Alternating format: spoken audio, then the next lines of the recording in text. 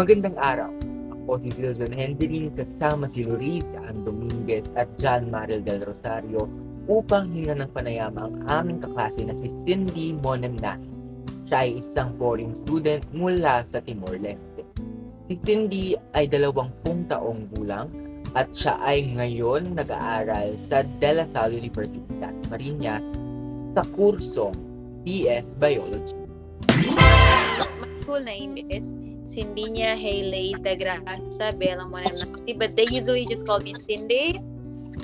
I am 20 years old na. I am from East Timor. And what else ba?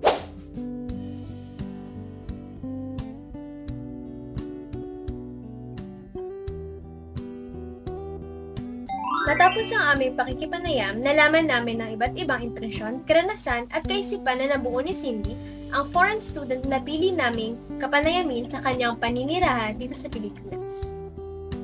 Aming nalaman na siya ay mayroong mabuting unang impresyon sa Pilipinas sapagkat mabuti ang naging pagtanggap sa kanya. Kanyang naisalaysay ang hospitality at pagiging palakibigan ng mga Pilipino sa kanya. Nabanggit ni Cindy na isa ang language barrier sa problemang kanyang nakaharap at kanya rin itong unting-unting nalalagpasan sa pamamagitan ng pagkatuto ng ilang importanteng mga Filipino words. Bukod pa dito, marami din naman daw na Pilipino marunong magsalita ng Ingles. Kanyang naikwento rin na naranasan niya makipag-ugnayan sa iba't ibang lahi dahil sa pagiging parte ng isang organisasyon na matagpuan sa DLSU. Binubuo ito ng mga foreign students. Sa usapang culture shock naman na ibahagi niya na nagkulat siya sa tindi ng traffic at pila dito sa Pilipinas. Nabanggit niya rin na may pagkakatulad ng kultura ng lahi natin sa lahi nila. Sinabi ni Cindy na kahit man naging mahirap simula ang pag-a-adapt dito sa Pilipinas, ito naman daw isang masayang karanasan sa kanya. Panghuli, kanyang sinabi na ang pagtira niya rito sa Pilipinas ay nagbunga sa kanya upang magkaroon ng malalim na pagkakaintindi sa pagkakaiba ng bawat kultura at ang kahalagahan ng komunikasyon sa pagitan ng mga magkakaibang lahi.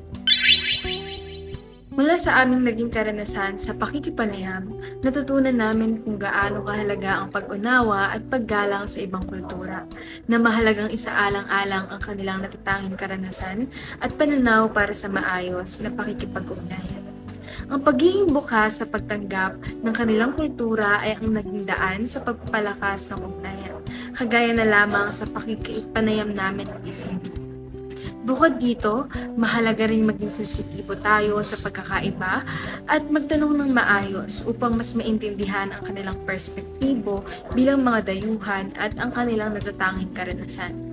Sa ganitong paraan, mas magiging masigla ang interaksyon natin sa mga taong nagtataglay ng kultura na naiiba sa atin. At sa gayon, makabubuo tayo ng mas malalim na ugnayan sa isa't isa.